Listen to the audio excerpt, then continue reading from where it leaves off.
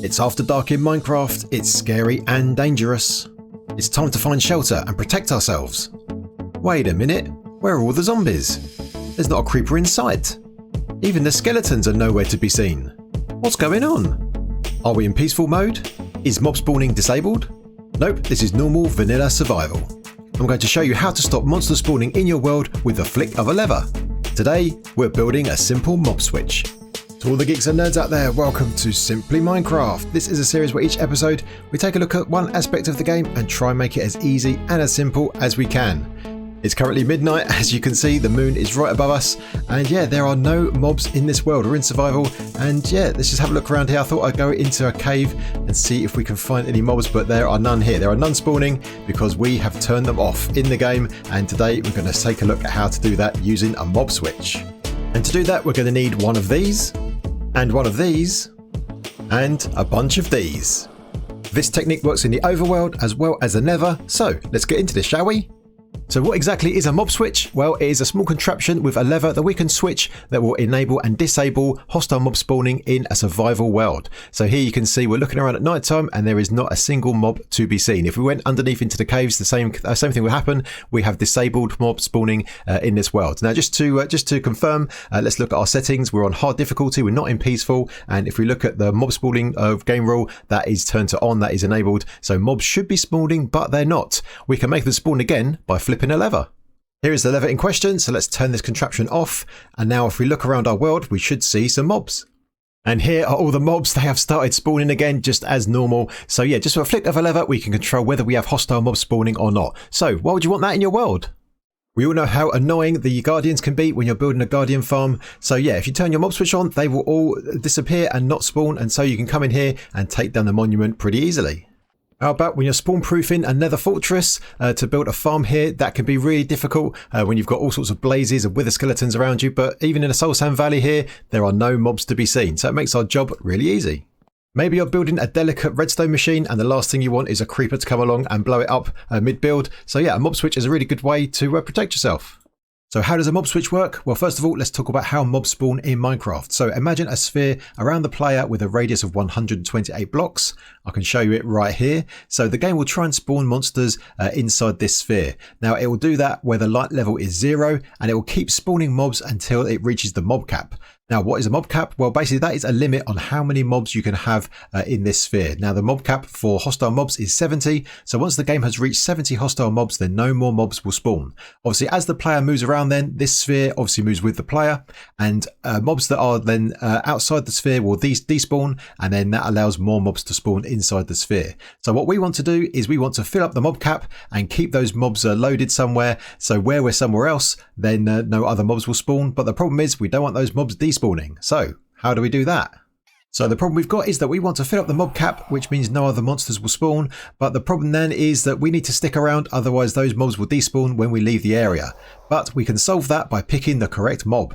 So traditionally, shulkers and withers were the two mobs that you'd use in a mob switch. So shulkers are good because obviously they don't despawn, but the problem is you have to get them from the end and then bring them over to where you want them. That's a bit easier now because you can have a shulker farm that will breed up the shulkers. So you just need to bring one over from the end and then you can duplicate them. So shulkers are a viable option, but still a bit of work to get them from the end. The other option is you can have 70 withers. Now, of course, you need to be able to trap them in bedrock, that kind of thing.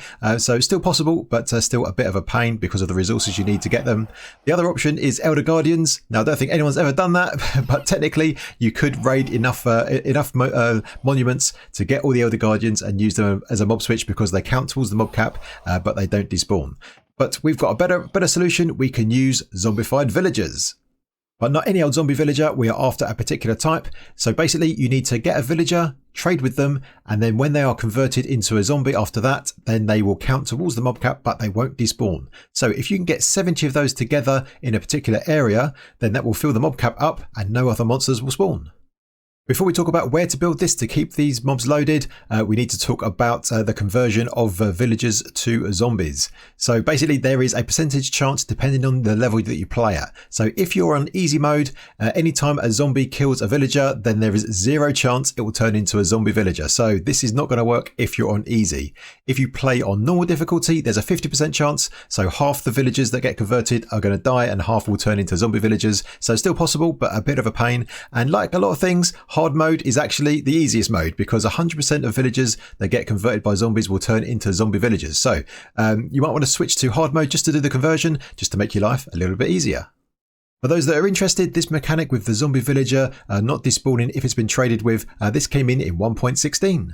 One last thing to mention before we get into the build, and that is that phantoms ignore the mob cap when they spawn. So if you've got your mob switch on, that won't stop the phantoms from spawning. You are still going to be bothered by these sky rats. Here are the 70 zombie villagers that have all been traded with, and this is what makes the mob switch possible. But the important thing is, where do we build this? Because we need to make sure that these are all loaded so they count towards the mob cap. So let's talk about location. One option is to build your mob switch inside your spawn chunks. That means those mobs are always going to be loaded and then no other mobs can spawn because the mob cap is always filled up.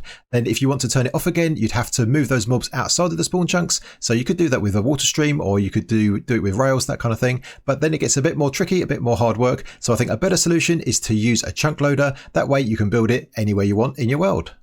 So let's talk about loading chunks. The first thing you're going to need is one of these things. This is a chunk loader. There are lots of designs available, so have a look around and pick the one that you like the best. This is the simplest one that I can find, so this is the one that I'd recommend. This one is by Dark. There'll be a link in the description for the full tutorial on how to build this thing. It's really simple, as you can see, very easy underneath, only a few blocks. On the nether side, just a couple of fire blocks around the portal. That's all you need to get this chunk loader working.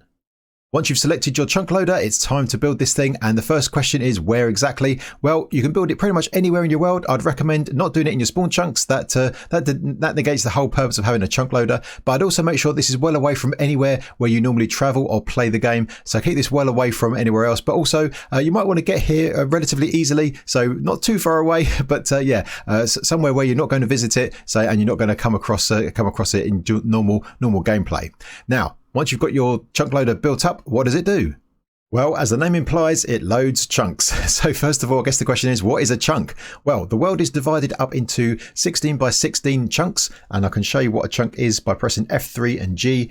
These are the chunk boundaries. So you can see here, this is a chunk, this is another chunk, and they go from the height of the world all the way down to the very bottom of the world. So I'm inside one chunk here. If we go over here, we're in another chunk. So first of all, you need to build your chunk loader up inside one chunk. So that's here. And then this chunk loader, as it runs, will then load a number of chunks around it. And I'm using these blocks here for demonstration purposes, just to outline where these different chunk boundaries are, because there's some different chunks that do different things. We first have the chunks inside these diamond blocks. This is a 3x3 of chunks, so 9 chunks in total. These are surrounding the chunk loader itself, and these are entity processing chunks. So basically these run normally as the normal game would run. If there's entities here, mobs, that kind of thing, they all run as normal in these chunks. Outside the entity processing chunks, we have another ring of chunks that go all the way around, denoted by these redstone blocks. And these chunks don't process entities, but they do still process redstone. So this is still useful for some things, but not for us today. We're going to go over to this section over here. There is a further ring around the outside of chunks, and these are what's called lazy chunks. Now, the interesting thing for us is that if there are mobs in these lazy chunks, they are loaded and count towards the mob cap, but their AI is not loaded. So this is really good to prevent lag, and we'll see that a little bit later. So for our mob switch, we're going to store our hostile mobs 3 chunks away from the chunk loader. So if that's the chunk where the chunk loader is, we're going to count away 1, 2, 3. These are the chunks we're going to store our 70 hostile mobs. Here we have our 70 zombie villagers. These have all been traded with beforehand, and these are all sitting in the lazy chunks. There is a zombie in there holding a diamond. We'll talk about him a little bit later. And next to this, there is a little bit of a contraption. Again, we'll talk about that in a second. I'll show you how to build it up. That's just to get the villagers into the right state. But you'll see that all of these zombie villagers here, these are all inside the lazy chunks. And just to reiterate, we have them here. So these are loaded. They have to be loaded to count towards the mob cap, and they're inside the lazy chunks, so we can reduce some lag having all these entities loaded at the same time. And yeah, just to confirm, there is our chunk loader, and our zombies are 3 chunks away. 1, 2, 3. Next up, I'll show you how this works and also how to build it. But before we do that, I just need to mention that this is dimension dependent. So this mob switch we've got here with the mobs over here next to this chunk loader in the overworld, this will give us a mob switch in the overworld. This won't work anywhere else. If you want to have a mob switch in the nether, basically got to do the same thing in the nether. So have your chunk loader somewhere in the nether, 3 chunks away. We need to store our zombies. Now I'll give you a variation of this that works in the nether a bit later on. So stay tuned for that.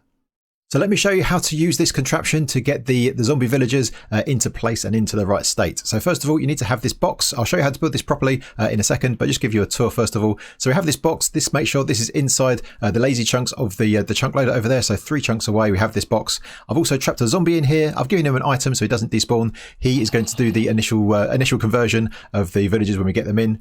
So over here we have our villager breeder. We have a whole bunch of villagers that have bred up, ready to go. So we're going to need 70 of those in total, and we're going to use this little contraption here to trade with them. So let me give you a quick demo of this. So what we need to do is we'll need to put a minecart down here, give it a little push. We can walk up this ladder. That will pick up one of the villagers. He'll go over here and he'll come in front of this workstation. He should pick up the workstation here. So I'm using this fletching table. I think that's the easiest. First of all, because we can move it with a piston. I'll talk about that in a second. But also the trades are pretty easy. It's either 1 emerald for some arrows, or the stick trade comes up. So that's all pretty good. So we traded with this guy. Then we just press this button. That sends him off into this little water stream. He'll get pushed down into the box below for the zombie to convert him. He'll then turn into a zombie villager after a few hits. You can give that zombie a sword as well. That will improve the speed of that. And then the new villager comes up from the same minecart, comes around, and then once that villager has converted, this guy should be freed up to pick this workstation. Sometimes it doesn't work, but just because villagers are a bit finicky, and if that happens, you can just press this button to move this workstation backwards and forwards, and then that will make sure that he can pick it up again. Then you trade with this guy. So this guy's got the stick trade this time. Just do 1 trade, press this button, and off it goes. So the same process over and over 70 times. Now you can lose count. I've been doing this, and then you get to a point where you think, oh, how many have I done now? But luckily over here we have a counter. So we've done 2 so far, and that's because underneath here we have this little dropper. This has got 70 items in it, and every time we press this button, an item gets shot up here. So this helps you keep count. So you can do this in a few different steps. You can do a bunch, go away, come back again, do another bunch. Obviously, you're going to have to wait for the villagers to breed up, and that's what you do. So just do that 70 times and fill this box up with 70 zombie villagers. Once you've repeated that 70 times, you will have all of your mobs in here and your mob switch should be working. So you just need to make sure that your chunk loader is turned on, and then you can go somewhere else in the world and no more mobs will be able to spawn because the mob cap is totally filled by these mobs. And because they're in the lazy chunks, as I said before, it's really good on lag. So I want to show you that actually. So I've got carpet mod installed, and if you look at the number above here, you can see the MSPT. That is the number of milliseconds it takes to process 1 tick. And rather than get into too much detail, basically you want that to be less than 50. If it goes over 50, then the game starts lagging. So it's really important to try and keep your MSPT as low as possible. So with all these mobs loaded, obviously I'm right next door to them, so they're loaded properly in active chunks. So we're getting about 11, just 11.1 MSPT at the moment. So 11.3, there we go. So that's the kind of number we've got here when it's loaded. Now, if I go over back to our spawn village, we're now far away from where the mob switch is. It's right over in that direction, quite a long way. But yeah, so those mobs are in lazy chunks, so they are counting towards the mob cap. So no more mobs will be spawning. If it was nighttime, we wouldn't have any hostile mobs spawning here at all because the mob cap is filled. But let's have a look at our MSPT over here. It's dropped down to 8.1, to 8.0. There we go. So this is why you put those in a lazy chunk to make sure that it doesn't impact the lag of your game too much. And this is particularly important when you have multiplayer servers. Now we'll talk more about that in a second. What this implicates, what the implications are for multiplayer servers, but basically this is to show you that it's really important to use those lazy chunks because otherwise you could lag your game. And that's the reason we build the mob switch far away from our normal playing area, because we don't want to load those mobs properly and create some more lag that we don't need to have. So let me show you how to build this thing up. So you start off with your chunk loader of choice. So build that inside a chunk. Then you need to leave 2 chunks of space. And then in the 3rd chunk over here, you need to add a box. So this one I've created here is 5x7. You can make this pretty much any size you like, but yeah, I think this is a good size. And one thing to note is that obviously I'm building this up here, up in the air. This is just so it's easier to see in the video, but you can build this anywhere. It can be underground, it can be over an ocean, it can be on the surface. Yeah, the location doesn't matter that much. So yeah, once you build up the box, we can move on to the next step. Next, come to one of the top corners of your box and we need to add this little walkway here to get the villagers in. So basically we have our box here, have a couple of blocks right here, and then we have to have a 2 high gap where the villagers can come in. We're going to have a water stream here to push them along. So over here, have a gate or a sign that will stop the water. So when the villagers come in here, they'll be able to come down here and then fall down this little tube here. So you can see how that is like that. Now, if you build this above ground, make sure you have some solid blocks above these 3 blocks here. That's to make sure that if there's any zombies underneath, they don't get burnt from the sun. Then get more solid blocks and fill in all of this area to give the whole thing a roof. The next job is to lure a zombie into your box. So depending on where you build this, there'll be different techniques for that. But make sure this mob won't despawn. So either give him an item, make sure it's one that can pick up items, or name tag him to make sure he doesn't despawn. Before we continue, I should say that none of this is exact. You don't have to get this exactly right as I'm doing here. You can adapt it as you need. The important thing is that you get the box here filled with zombies inside this lazy chunk. Apart from that, all of this stuff doesn't have to be exactly as I've built it here. But anyway, the next step is to add a few rails over here. So when you're going to have this entrance here where your village is going to go, we need to have 2 solid blocks here, and then 2 here like this, and then 2 here. So it's like a long T shape. Then we're going to have an activator rail here with some powered rails next to it. Make sure they're powered with some levers. Then we're going to have a powered rail here, and then some normal rails and a powered rail over here. This will all get connected up in a little bit. Then the last thing to do is on next to the activator rail here, place a water source. So when the minecart comes across here, this activator rail will eject the villager into this water stream, and that will push him this way, and then he'll land down into this box for our zombie to have a little meal. Next, we'll start adding some redstone. So next to this powered rail here, add 2 solid blocks with 2 stone buttons on the top. They could be the same button if you like. I've just got 2 different buttons here to make it easier to tell the difference. Then next to this one, add a dropper facing upwards with a chest on the top. And inside the dropper here, add 70 items. That's going to be for our counter.